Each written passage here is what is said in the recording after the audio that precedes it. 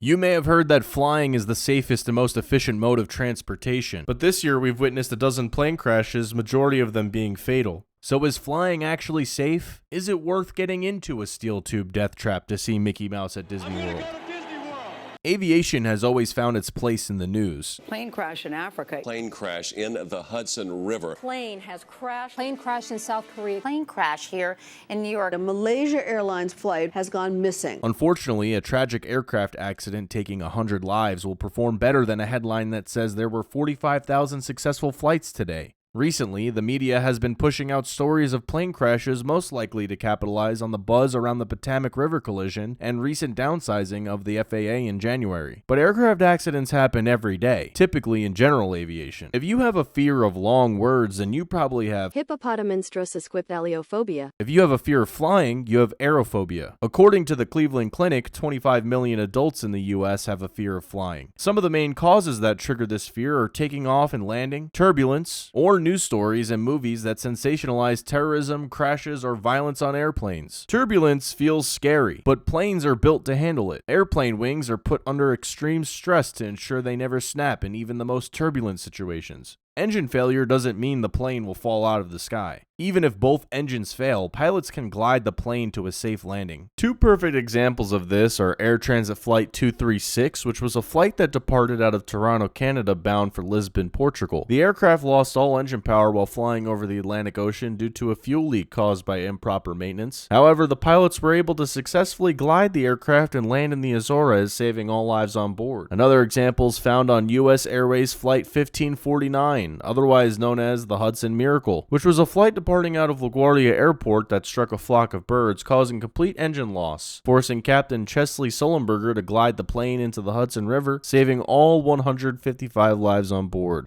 In 1958, the FAA was born under the President Eisenhower administration in response to mid-air collisions that highlighted the need for better safety regulations. The concept of safety often evolves through learning from incidents. Just like seatbelts in cars and fire escapes, aviation uses previous incidents to develop new safety measures. Obviously, in the mid-1900s, aviation was still a new means to travel. People dressed up as if they were going to a romantic dinner. You could chain smoke a pack of Marlboro Reds on the plane, and you could bring a skateboard as a carry-on without having to pay $90. But more importantly, the FAA was ironing out some kinks in safety. We can clearly see the relationship between safety and accidents over time. As safety improved, so did the chances of survival. If you're still not convinced to fly at this point, you're probably content with just driving everywhere. But unfortunately for you, car accidents are significantly worse statistically, and despite the number of safety features cars have today, like the fall asleep at the wheel button or whatever this thing does, we have not seen the same improvement over time like aviation has. In the United States alone, there are roughly 44,000 fatal car accidents per year. Most people are far less anxious getting into a vehicle after pounding a six-pack of beer at the club, or rolling out of bed exhausted after getting only 4 hours of sleep and having to drive to work. But this could be due to the fact that as an operator of the vehicle, you have more control. When it comes to boarding an aircraft, anxiety sets in because the passenger has zero control over the aircraft and very little knowledge of how it all works. So their faith lies in the hands of the pilots. It's similar to when you go to a barber shop and tell the barber what kind of haircut you want,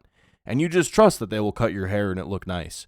But the barber has all of the control over what haircut you actually get. Just like barbers, pilots must be licensed to show their competence in their craft. And it's not as easy as getting a driver's license. On average, pilots spend well over 6 figures just to be qualified to fly for major airlines such as Delta, American, and United.